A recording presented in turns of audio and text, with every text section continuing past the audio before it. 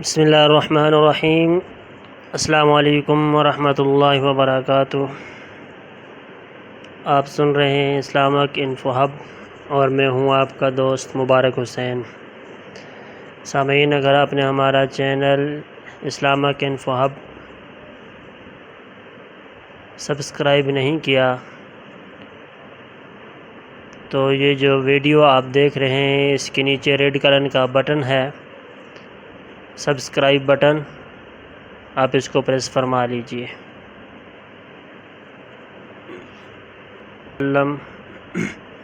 قال النبی صلی اللہ علیہ وسلم الحسن والحسین سید شباب اہل الجنہ۔ ایک دوسری حدیث میں آپ صلی اللہ علیہ وسلم نے فرمایا کہ حسن و حسین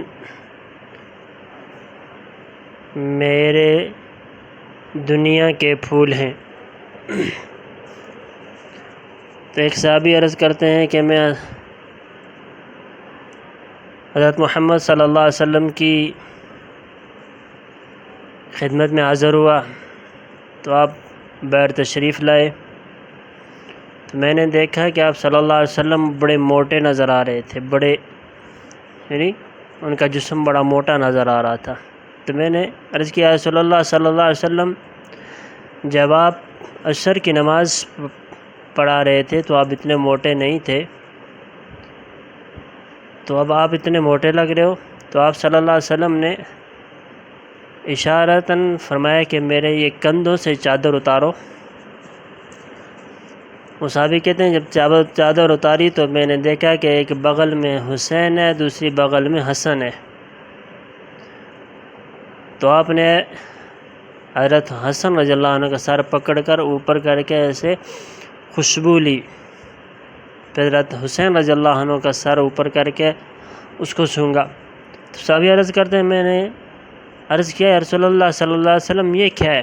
آپ صلی اللہ علیہ وسلم نے فرمایا جب تم لوگوں کو خوشبو کی ضرورت ہوتی ہے تو آپ پھول کی خوشبو لیتے ہو، اور جب مجھے خوشبو کی ضرورت ہے تو میں حسن حسین کو سونگھتا ہوں۔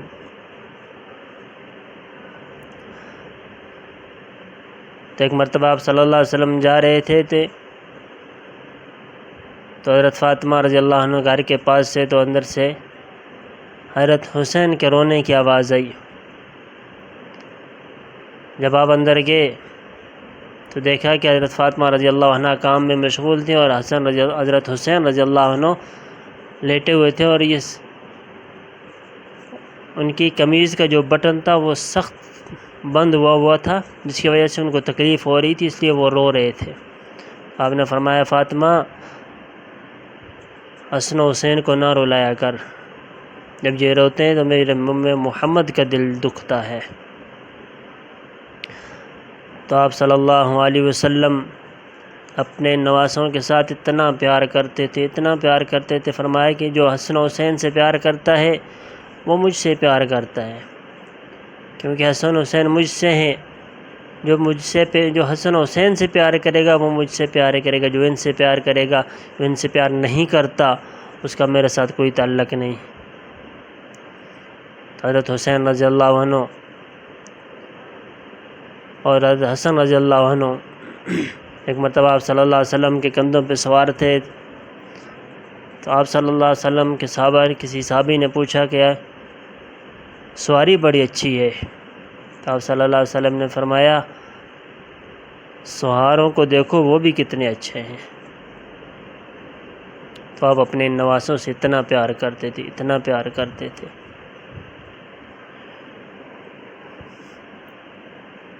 تو میں نے اس کا کچھ حصہ کل بیان کیا تھا،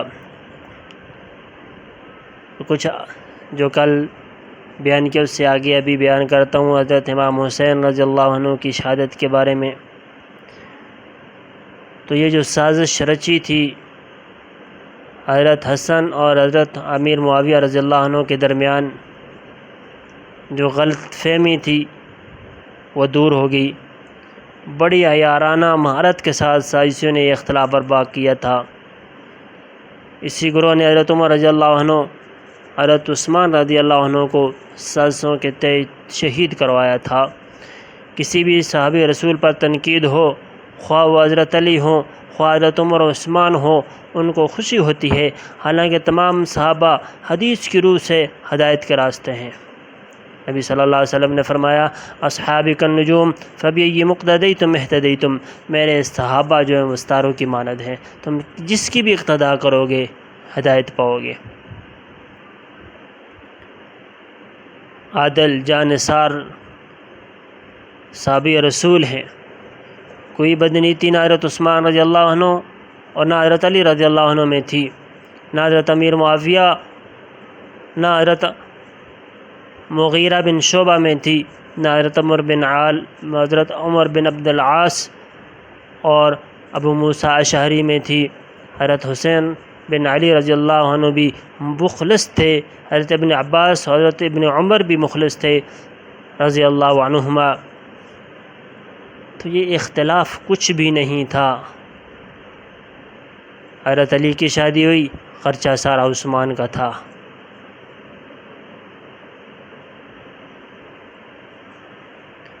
تو اس میں حضرات صحابہ کے اندر محمد رسول اللہ والذین معہ اشداء علی الکفار، قرآن کہتا ہے محمد اللہ کے رسول ہیں، والذین معہ، اور جو ان کے اندر جو ان کی جماعت میں شامل ہیں، والذین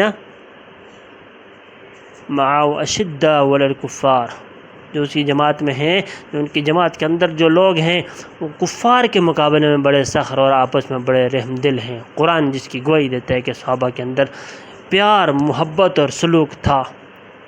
تو یہ لوگ کون ہوتے ہیں جو ان کے اندر فرقہ بازیاں پھیلانے والے؟ سبھائیوں نے ہر موقع پر مسالت کے تمام امکانات ختم کرا کر منافقانہ وفادار بن کر لڑایا۔ جنگ جمل میں انہی سبھائیوں نے حضرت عائشہ صدیقہ رضی اللہ عنہا اور حضرت علی رضی اللہ عنہ کے درمیان جو لڑائی برپا کروائی، مگر لڑائی کے بعد حضرت امام علی رضی اللہ عنہ نے ام المومنین حضرت عائشہ صدیقہ رضی اللہ عنہ کے ساتھ وہی سلوک کیا جو ایک فرما بردار بیٹا ماں کے ساتھ کرتا ہے۔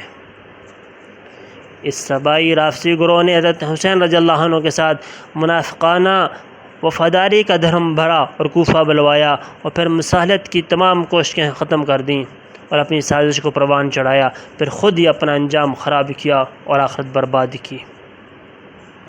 اور آج تک جو اختلاف چلا رہا ہے، اس سے اسی گروہ شیطانی کو خوشی ہوتی ہے۔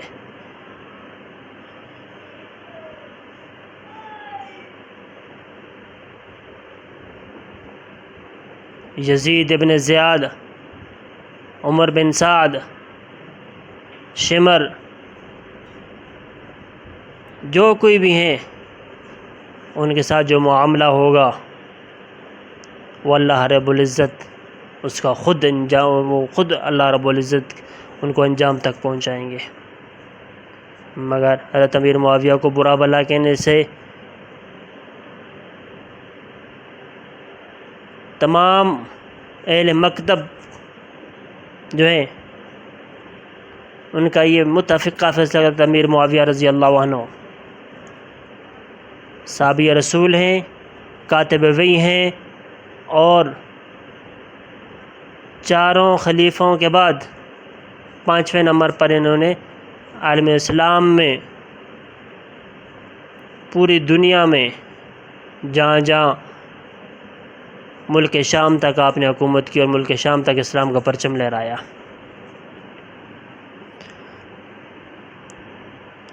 حضرت حسین رضی اللہ عنہ سفر میں تھے،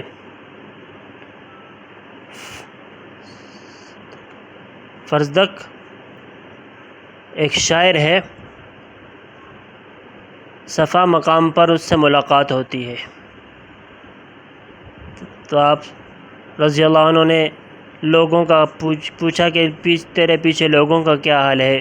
تو فرزدق نے جواب دیا ان کے دل آپ کے ساتھ ہیں مگر تلواریں بنو امیہ کے ساتھ ہیں۔ فرزدق بڑا شاعر تھا۔ جب حضرت حسین رضی اللہ عنہ نے اس سے دریافت کیا کہ تیرے پیچھے لوگوں کا کیا حال ہے، تو اس نے جواب دیا کہ امام حسین رضی اللہ عنہ کوفہ کے لوگوں کے دل آپ کے ساتھ ہیں مگر تلواریں بنو امیہ کے ساتھ ہیں۔ راستہ میں بھیڑ چھنٹ گئی۔ حضرت حسین رضی اللہ عنہ کے ساتھ آنے والے بہت سے بدوؤں کی جماعت یہ سن کر کہ مسلم بن عقیل، عانی بن عروہ، عبداللہ بن بختر قتل کر دیے گئے ہیں، شہید کر دیے گئے ہیں، راستہ سے واپس آ گئے۔ جو سمجھتے تھے وہاں جا کر خوب مزے اڑائیں گے،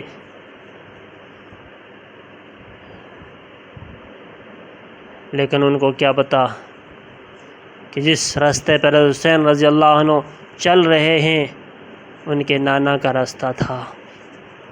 اس پہ چلتے ہوئے مشکلات بھی آتی ہیں، دین کے راستے پہ چلتے ہوئے مشکلات بھی آتے ہیں۔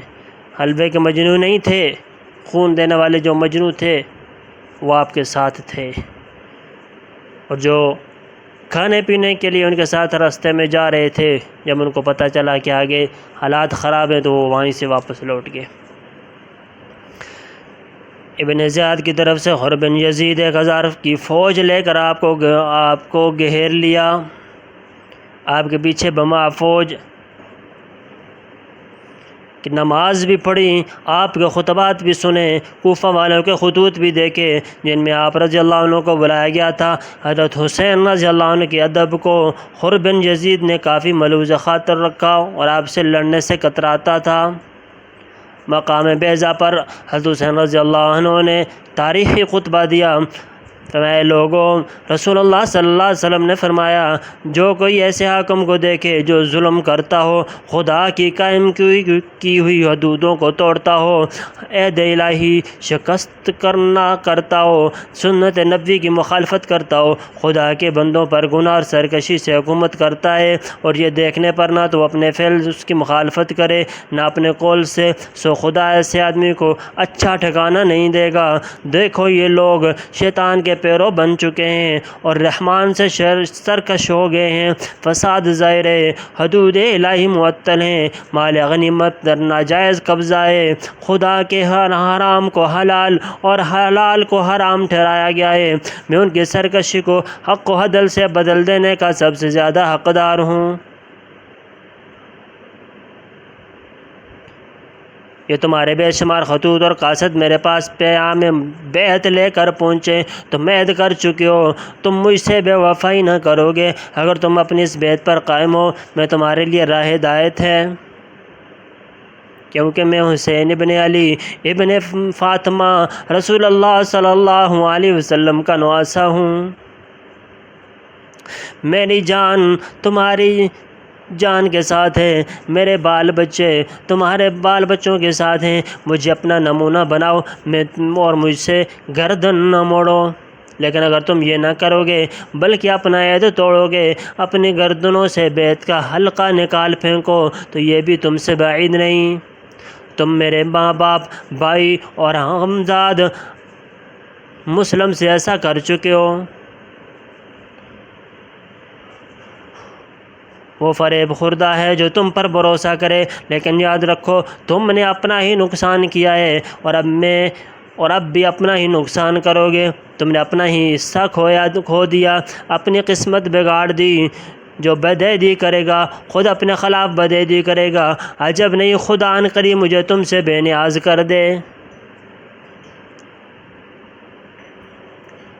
معاملہ کی جو بھی صورت ہوگی تم دیکھ رہے ہو، دنیا اپنا رنگ بدل دیا، منہ پھیر لیا، نیکی سے خالی ہوگی، ذرا سی تھل پٹ باقی ہے، حقیر سی زندگی رہ گئی ہے، ہولناکی نے احاطہ کر لیا ہے، افسوس دیکھتے نہیں کہ حق پس پشت ڈال دیا گیا، باطل پر علانی عمل کیا جا رہا ہے، کوئی نہیں جو اس کا ہاتھ پکڑنے کا وقت آ گیا ہے، مومن حق کی راہ میں رضا الہی کی خواہش کرے، لیکن میں شہادت ہی کو موت چاہتا ہوں، ظالموں کے ساتھ زندہ رہنا بجائے جرم ہے، انسانیت موت کے دروازے پر ہے۔ زہر بن یقین نے سن کر تعاون کا یقین دلایا، خور کی دھمکی سن کر حسین رضی اللہ عنہ نے جواب دیا میں موت سے نہیں ڈرتا، اور ایک اصحابی کا شعر سنایا، میں روانہ ہوتا ہوں اور کے لیے موت ذلت نہیں، جب کہ اس کی نیت نیک ہو، وہ اسلام کی راہ میں جہاد کرنے والا ہو۔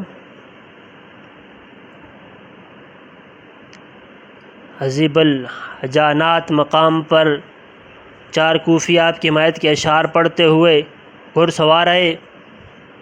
آنے والوں سے آپ نے لوگوں کا حال پوچھا تو انہوں نے جواب دیا، شہر کے سرداروں کو رشوتیں دے کر بلایا گیا ہے، عوام کے دل آپ کے ساتھ ہیں مگر ان کی تلواریں آپ کے خلاف نیام سے باہر نکلیں گی۔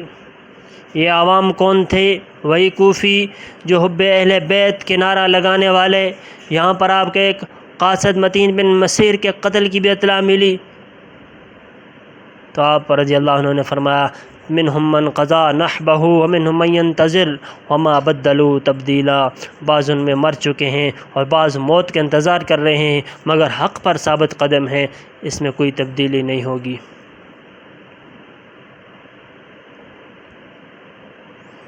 ترماح نے حالات کی نزاکت دیکھتے ہوئے آپ کو بااصرار مشورہ دیا، کوفہ نہ جائیے، میرے ساتھ پہاڑ پر آ جائیے، پہاڑ پر آ چلیے، وہاں قبیلہ کے 10,000 بہادر آپ کے ساتھ دوں گا۔ حضرت امام حسین رضی اللہ عنہ نے شکریہ کے ساتھ مشورہ رد کر دیا۔ قصر بن مقاتل نامی مقام پر آپ اونگے اور خواب دیکھا اور علی اکبر سے کہا، جان پدر میں نے خواب دیکھا ہے، ایک سوار کہتا چلا آ رہا ہے، لوگ چلتے ہیں اور موت ان کے ساتھ چلتی ہے۔ علی اکبر نے کہا، ہم حق پر نہیں ہیں؟ فرمایا، بے شک ہم حق پر ہیں۔ اس پر بے اختیار وہ پکار اٹھے، اگر ہم حق پر ہیں تو پھر موت کی کوئی پرواہ نہیں۔ صبح بن زیاد کا قاصد خط بنام خر لے کر آیا، حضرت حسین رضی اللہ عنہ کو کسی شاداب زمین پر اترنے نہ دیا جائے۔ زہرا نے مشورہ دیا، فرات کے کنارے سامنے والے قلعہ میں بند ہونا چاہیے۔ تو آپ رضی اللہ عنہ نے پوچھا، اس کا نام کیا ہے؟ زہرا نے کہا، عقر۔ عقر کے معنی بے ثمر ہونا، کٹنا۔ آپ نے فرمایا، عقر سے خدا کی پناہ۔ آخر ایک ویران زمین پر پہنچ کر پوچھا، اس سرزمین کا نام کیا ہے؟ معلوم ہوا کربلا۔ فرمایا، یہ کرب و بلا ہے۔ یہ مقام دریا سے دور تھا اور یہ واقعہ 2 محرم الحرام 61 ہجری کا ہے۔ دوسرے دن سعد بن عمر بن سعد 4000 کا لشکر لے کر پہنچا اور ہر چند معاملہ رفع دفع کرنے کی کوشش کی اور بات بننے بھی لگی، لیکن یزیدی لشکر نے اپنی انا کا مسئلہ بنایا اور سبائی محبت اہل بیت کا دھرم برنے والے لوگوں نے غداری کی اور عین موقع پر فرار ہو گئے۔ بے وفائی کا یہ عالم تھا کہ وہ کوفی جو حضرت مسلم بن عقیل رضی اللہ عنہ کے ساتھ دن بھر 12,000 کی تعداد میں تھے، رات کو جب سب کے سب حضرت ابن عقیل کو تنہا چھوڑ کر بھاگ گئے، حضرت حسین رضی اللہ عنہ نے ابن زیاد کے لشکروں کے سامنے پوری بات کھول کر رکھ دی اور کوفیوں اور سبائیان کا راز کھول دیا۔ ان لوگوں نے مجھے بلایا اور ان کے کہنے پر میں آیا، مگر جب اب یہ سب غدار بے وفا ثابت ہوئے، حکومت وقت کے ساتھ مل گئے۔ ان کا مطلب یہ، ان لوگوں کا مقصد یہی تھا، مسلمانوں میں انتشار پیدا کیا جائے، لڑائی برپا کی جائے،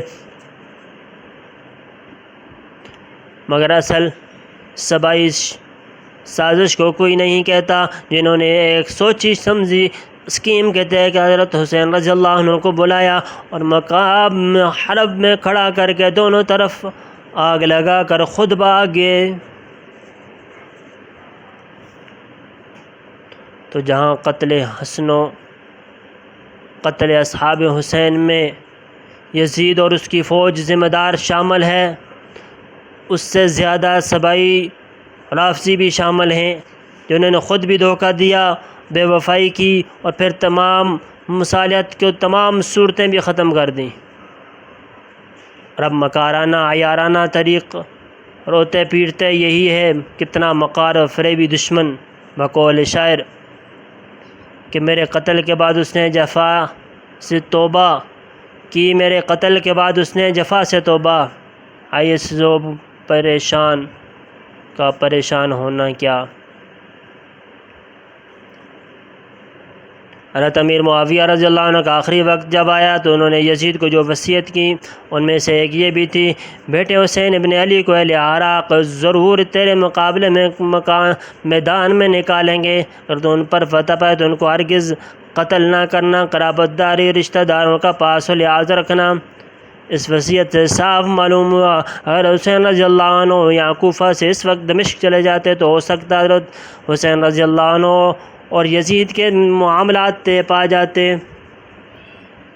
یزید نے ابن زیاد اور ابن سعد کو قتل حسین رضی اللہ عنہ کا ہرگز حکم نہیں دیا تھا، مگر سازشیوں نے جب دیکھا کہ اگر حسین رضی اللہ عنہ یہاں کوفہ سے چلے جاتے تو ہماری سازش ناکام ہو جائے گی، اس لیے انہوں نے ایسے حالات پیدا کر دیے، مسلمانوں کے درمیان جنگ ہو کر رہی اور یہودی اور عیسائی سازشیں کامیاب ہو کر رہیں۔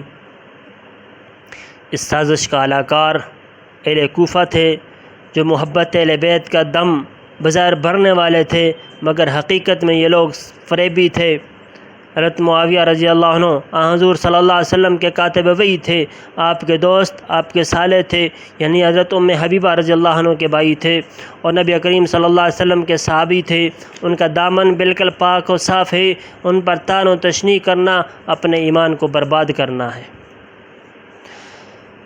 حضرت حسن رضی اللہ عنہ نے فوت ہوتے وقت حضرت حسین رضی اللہ عنہ کو وصیت کی کہ تم کوفہ والوں کے فریب میں نہ آنا۔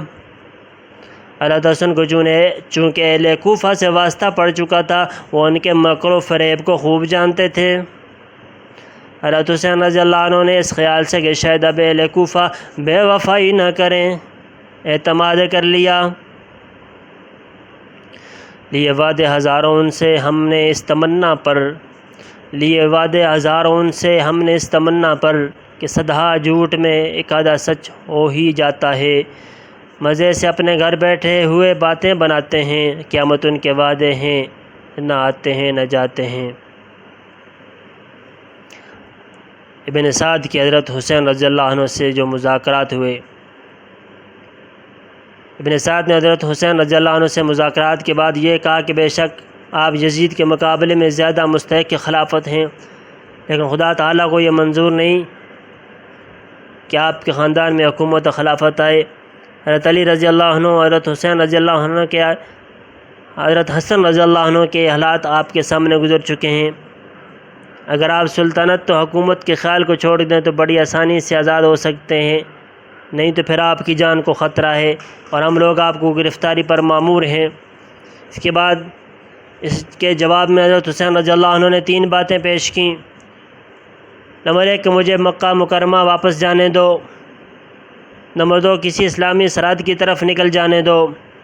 نمبر 3 یزید کے بعد دمشق جانے دو۔ عمر بن سعد یہ سن کر خوش ہوا کہ یہ تمام کیفیت عبید اللہ بن زیاد کو لکھ کر بھیجیں۔ ابن زیاد بھی خوش ہوا کہ اس سے فتنہ کا دروازہ بند ہو جائے گا، مگر شمر ذی جوشن نے مخالفت کی۔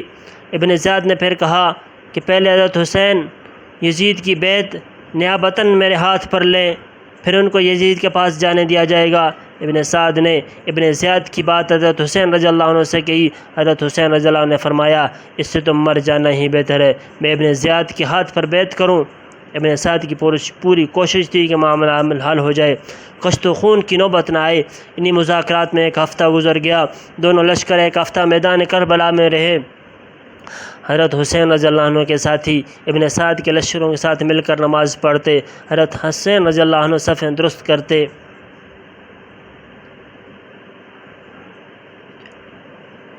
ابن زیاد کو فکر تھی اپنی حکومت کے عہدے کی، ابن سعد کی کوششوں سے خوش نہ ہوا۔ اگر وہ راضی بھی ہوا تو شمر ذی الجوشن نے ابن زیاد کو غلط مشورہ دیا، حالانکہ شمر ذی الجوشن بھی حضرت حسین رضی اللہ عنہ کا رشتہ دار تھا۔ شمر ذی الجوشن کی بہن ام البنین بنت حرام حضرت علی رضی اللہ عنہ کی بیوی تھی، اس کے بطن سے حضرت علی رضی اللہ عنہ کے 4 بیٹے عبید اللہ، جعفر، عثمان اور عباس رضی اللہ عنہما پیدا ہوئے۔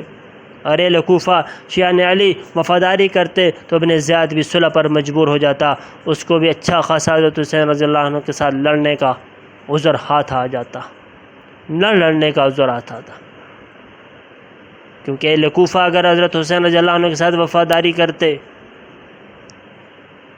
تو ابن زیاد کی کوئی طاقت نہیں تھی کہ وہ حضرت حسین رضی اللہ عنہ کے ساتھ لڑائی کرتا۔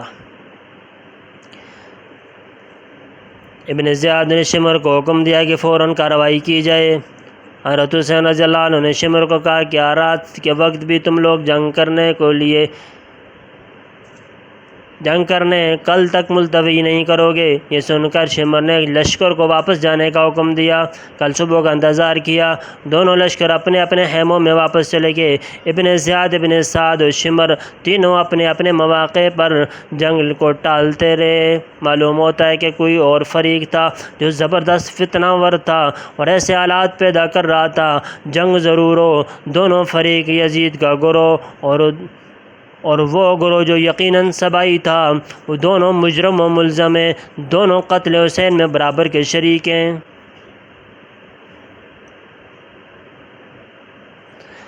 رات کے وقت ابن زیاد کا حکم ملا، پانی پر قبضہ کر لو۔ حضرت حسین رضی اللہ عنہ اور ان کے ساتھیوں پر پانی بند کر دو۔ ابن سعد نے عمر بن حجاج کو 500 سوار دے کر ساحل فرات پر متعین کرا دیا۔ اتفاقاً حضرت حسین رضی اللہ عنہ نے اسی دن پانی نہیں بھرا تھا۔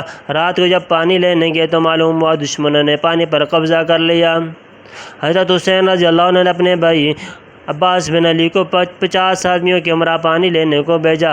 زبردستی پانی لائے مگر ان ظالموں نے پانی لینے نہیں دیا۔ اب پیاس کی شدت بڑھی۔ حضرت حسین رضی اللہ عنہ کے چھوٹے بیٹے علی بن حسین بیمار تھے اور خیمے میں پڑے رہتے تھے۔ ام کلثوم رضی اللہ عنہ بنت حسین رضی اللہ عنہ اپنے بھائی کا حال دیکھ کر اور دشمنوں کا گھیرا دیکھ کر یہ سمجھ کر صبح کو جو اس وقت موجود ہیں شہید ہوں گے، دونوں رونے لگیں۔ حضرت حسین رضی اللہ عنہ خیمہ میں جا کر دشمن ہمارے قریب ہے اور رونے کی آوازیں سن کر خوش ہوں گے، اس لیے تمہیں صبر کرنا چاہیے۔ اور باہر آ کر فرمایا واقعی یہ بڑی غلطی کر دی کہ بچوں اور عورتوں کو ساتھ لائے۔ ابن عباس نے سچ کہا تھا، عورتوں اور بچوں کو ساتھ نہ لے کر جائیں۔ اس کے بعد حضرت حسین رضی اللہ عنہ نے اپنے تمام ہمراہیوں کو بلا کر فرمایا دشمن میری جان لینا چاہتے ہیں، تم اگر جانا چاہتے ہو تو چلے جاؤ۔ یہ سن کر سب ہمراہیوں نے کہا آپ کو ہرگز اکیلا نہیں چھوڑیں گے، ہم آپ پر قربان ہو جائیں گے۔ اسی شب ترماح بن عدی آیا اور حسین رضی اللہ عنہ سے کہا کہ آپ تنہا میرے ساتھ چلیں، میں آپ کو ایسے راستے سے لے چلوں گا کہ کسی کو اطلاع نہ ہو سکے گی، اور اپنے قبیلہ طے میں جا کر 5000 آدمی اپنے قبیلے کی آپ کی خدمت میں پیش کر دوں۔ حضرت حسین رضی اللہ عنہ نے فرمایا میں ان ہمراہیوں کو چھوڑ کر اکیلا نہ جاؤں گا۔ ہمراہیوں نے کہا وہ دشمن صرف آپ کی جان کے ہیں، آپ چلے جائیں۔ مگر حسین رضی اللہ عنہ نے فرمایا عزیزوں اور قریبوں کے بغیر کوئی چیز بھی گوارا نہیں۔ چنانچہ اس شخص کو شکریہ کے ساتھ رخصت کر دیا۔ حضرت حسین رضی اللہ عنہ کے ہمراہ بعض روایات کے مطابق 72 آدمی تھے، بعض کے مطابق 140 آدمی اور بعض کے مطابق 240 تھے۔ بہرحال دشمن 10 محرم کو شمر اور ابن سعد کے لشکر سامنے آئے۔ حضرت حسین رضی اللہ عنہ نے بھی اپنا لشکر ترتیب دیا۔ ہزاروں کے لشکر جرار کے سامنے یہ چھوٹا سا لشکر تھا۔ حضرت حسین رضی اللہ عنہ نے اپنے ہمراہیوں کو مناسب مقامات پر کھڑا کر کے ضروری وصیتیں فرما کر اونٹ پر سوار ہوئے اور کوفیوں کو خطبہ دیا، ان کے دھوکے کا ذکر کیا۔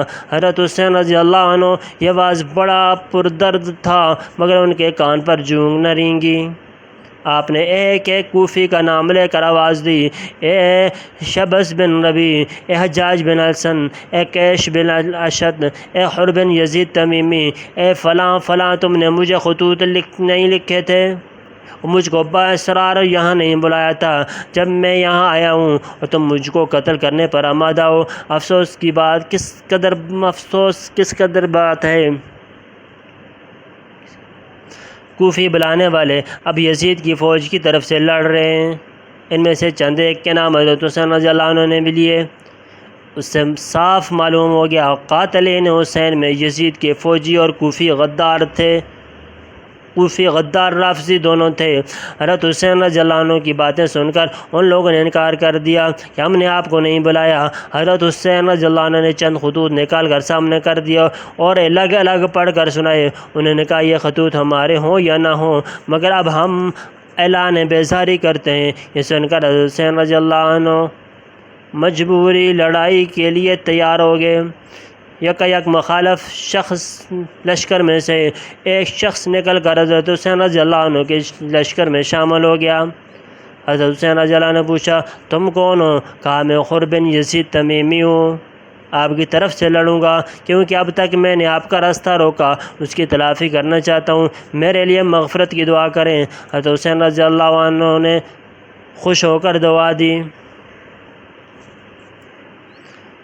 شمر ذی الجوشن نے ابن سعد کو کہا کہ دیر نہ کریں۔ پہلا تیر ابن سعد نے پھینکا، تھوڑی دیر بعد معارضہ کی لڑائی رہی، یعنی ایک ایک کی لڑائی، اس میں زیادہ کوفی مارے گئے۔ پھر حضرت حسین رضی اللہ عنہ کی طرف سے ابی طالب کو اس وقت تک میدان میں نہ نکلنے دیا جائے جب تک ایک ایک کر کے قربان نہ ہوں۔ پھر مسلم بن عقیل رضی اللہ عنہ کے بیٹے میدان میں آئے۔ پھر حضرت حسین رضی اللہ عنہ کے بیٹے علی اکبر میدان میں آئے، وہ بھی شہید ہو گئے۔ پھر حضرت حسین رضی اللہ عنہ کے بیٹے محمد قاسم میدان میں اترے، بہت سے دشمنوں کو مار کر وہ بھی شہید ہو گئے۔ حضرت حسین رضی اللہ عنہ نے اپنی آنکھوں سے اپنے ہمراہیوں کو شہید ہوتے ہوئے دیکھا۔ حضرت حسین رضی اللہ عنہ کی بہنوں اور بیٹیوں نے بھی یہ دل دوز منظر دیکھا۔ آخر حضرت حسین رضی اللہ عنہ اکیلے رہ گئے، خیموں میں صرف عورتیں اور بیمار زین العابدین جو چھوٹے بچے تھے رہ گئے۔ حضرت حسین رضی اللہ عنہ تنہا رہ جانے کے بعد بھی جس بہادری اور جرأت کا مظاہرہ کیا وہ بے مثال ہے۔ کہتے ہیں خود شمر ذی جوشن جو ابن سعد بھی کہہ رہے ہیں آج تک ہم نے ایسا بہادر انسان نہیں دیکھا۔ حضرت حسین رضی اللہ عنہ کے جسم پر 45 زخم آئے، یہ زخم تیر کے تھے۔ ایک روایت کے مطابق 33 زخم تیر کے تھے اور 43 زخم تلوار کے تھے، مگر ان کے باوجود حضرت حسین رضی اللہ عنہ برابر مقابلہ کر رہے تھے۔ شروع میں گھوڑے پر سوار ہو کر لڑ رہے تھے، مگر جب گھوڑا مارا گیا پھر پیدل لڑنے لگے۔ مقابلہ میں ہر شخص کتراتا تھا حضرت حسین رضی اللہ عنہ ہمارے ہاتھوں شہید نہ ہوں۔ آخر شمر ذی الجوشن کی بدبختی اس نے 6 آدمیوں کے ہمراہ آپ رضی اللہ عنہ پر حملہ کیا۔ ان میں سے ایک نے ایسا وار کیا جو حضرت حسین رضی اللہ عنہ کا ہاتھ کٹ گیا۔ حضرت حسین نے بھی پلٹ کر وار کرنا چاہا مگر دایاں ہاتھ زخمی تھا، تلوار نہ اٹھا سکے۔ پیچھے سے سنان بن انس نخفی نے نیزہ مارا جو آر پار ہو گیا، جب اس نے نیزہ نکالا تو ساتھ ہی آپ کی روح پرواز کر گئی۔ انا للہ و انا الیہ راجعون۔ اس کے بعد ایک بدبخت نے آپ کا سر مبارک جسم سے جدا کر دیا۔ بعض تاریخوں کے مطابق لاشوں پر گھوڑے دوڑائے گئے۔ یہ ایک ظالم حضرت زین العابدین بیمار بچے کو بھی قتل کرنا چاہتا تھا مگر ابن سعد نے منع کر دیا۔ اہل بیت حضرت حسین کا سر ابن زیاد کے پاس کوفہ کے دربار میں بھیجا گیا، کوفہ میں تشہیر کرایا گیا۔ ابن زیاد نے دربار لگایا، ایک تشت میں رکھ کر حضرت حسین رضی اللہ عنہ کا سر اس کے سامنے پیش کیا گیا۔ اس نے سر کو دیکھ کر گستاخانہ کلمات کہے۔ پھر تیسرے روز شمر ذی الجوشن کو ایک فوج کا دستہ دے کر اس کی نگرانی میں یہ قیدی اور سر مبارک یزید کے پاس دمشق کی جانب روانہ کر دیا۔ علی بن حسین یعنی حضرت زین العابدین اور تمام عورتیں اہل بیت کی جب یزید کے پاس پہنچے، حضرت حسین رضی اللہ عنہ کا سر اس نے دیکھا تو سر دربار رو پڑا اور عبیداللہ بن زیاد کو گالیاں دی۔ کیا سمیہ کے بیٹے کو کہاں سے میں نے حکم دیا کہ حسین ابن علی کو قتل کر دینا؟ پھر شمر ذی الجوشن اور عراقیوں کی طرف مخاطب ہو کر کہنے لگا میں تو تمہاری اطاعت فرما برداری سے ویسے ہی خوش تھا، تم نے حسین بن علی کو کیوں قتل کیا؟ شمر ذی الجوشن اور اس کے ہمراہیوں نے اس توقع میں تھے کہ یزید ہمیں انعام دے گا، ہماری عزت بڑھائے گا، مگر یزید نے کسی کو کوئی انعام نہ دیا، کوئی صلہ نہ دیا۔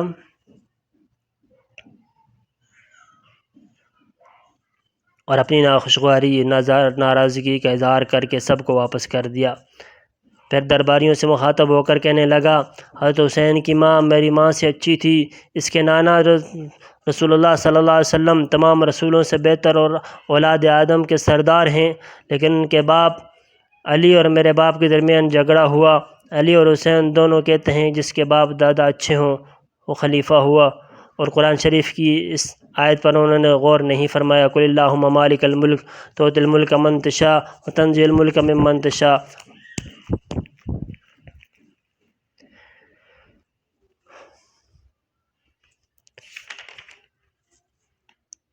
جب حضرت حسین رضی اللہ عنہ کا سر مبارک ابن زیاد کے سامنے لایا گیا، ابن زیاد کے ہاتھ میں چھڑی تھی، اس نے حضرت حسین رضی اللہ عنہ کے لبوں پر ماری تو وہاں موجود صحابی حضرت زید بن ارقم رضی اللہ عنہ چلا اٹھے، ان لبوں سے چھڑی ہٹا لے، خدا کی قسم میں نے رسول اللہ صلی اللہ علیہ وسلم کے ان لبوں پر بوسہ دیتے ہوئے دیکھا ہے۔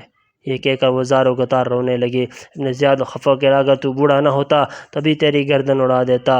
حضرت زید بن ارقم یہ کہہ کر مجلس سے اٹھ کے کہا، اب اے عرب کے لوگوں، تم غلام بنا دیے گئے ہو، تم نے ابن فاطمہ کو قتل کر دیا، ابن مرجانہ عبید اللہ کو حاکم بنا دیا، تم اور تمام نیک انسانوں کو قتل کرتا ہے اور شریروں کو غلام بناتا ہے، تم نے ذلت پسند کی، خدا نے مارے ذلت پسند کرتے ہیں۔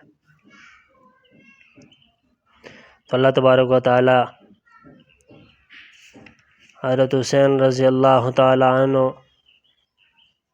کی جو شہادت تھی اس کو قبول فرمائے، اور وہ لوگ جو اس میں ملوث تھے، یزیدی ہوں یا کوفی ہوں، اللہ ان سب کو جہنم کا ایندھن بنائے، آمین یا رب العالمین۔